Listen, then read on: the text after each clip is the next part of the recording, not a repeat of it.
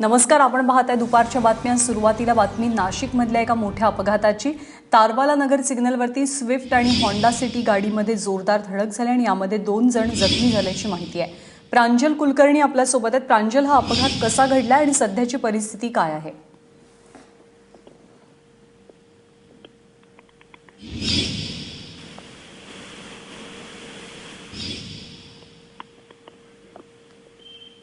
त्याच अपघाताची ही दृश्य आपण पाहतोय। सीसीटीव्ही मध्ये हा अपघात कैद झाला। किती भीषण हा अपघात होता। हा एक चौक आहे, एका बाजूने एक गाडी येत होती तर दुसऱ्या बाजूने दुसरी। दोघांचाही वेग जास्त होता। एका चौकात हा अपघात झाला। यामध्ये 2 जण जखमी आहेत, यापैकी एकाची प्रकृती गंभीर असल्याचं वृत्त आहे। रात्रीच्या वेळेला हा अपघात झालेला आहे। प्रांजल कुलकर्णी आपल्या सोबत आहेत। प्रांजल, काय माहिती मिळू शकली आहे? या गाडीमध्ये कोण कोण होतं? ज्ञानदा, खरंच बघितलं तर एक भीषण अपघात असा झालेला आहे। काल रात्री 12:30-1च्या दरम्यान तारवाला नगर हा जो सिग्नल आहे, दिंडोरी रोडवरती तारवाला नगर हा सिग्नल आहे, इथे हा अपघात झालेला होता। ज्याच्यामध्ये हुंडाई जाज जी कार आहे आणि स्विफ्ट कार यांच्यामध्ये हा अपघात झालेला आहे।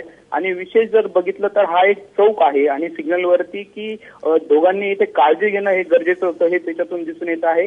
कारण आपण समोर जर बघितलं तर अतिशय भीषण असा अपघात आहे, ज्याच्यामध्ये स्विफ्ट कारने जाजला धडक दिली आणि ती शेजारी असलेल्या झाडावरती जाऊन आदळली। याच्यामध्ये अक्षरशः त्या गाडीने पलटी खाल्लेली आहेत आणि याच्यामध्ये जे चालक आहेत ते एक पोलीस कॉन्स्टेबल असल्याचं समजतं आहेत, हेड कॉन्स्टेबल आहेत ते आडगाव पोलीस स्टेशनचे। हे याच्यामध्ये गंभीर जखमी झालेले आहेत। त्यांना नाशिकच्या एका खासगी रुग्णालयात दाखल केलेलं आहे। तर दुसरे स्विफ्ट चालक जे आहेत ते सुद्धा याच्यामध्ये जखमी झालेले आहेत। प्रांजल, हा रात्रीच्या वेळेला अपघात घडलेला आहे असं कळतं आहे। प्रांजलशी आपला संपर्क तुटलेला आहे। आपण पुन्हा एकदा संपर्क साधून अधिक माहिती घेण्याचा प्रयत्न करू।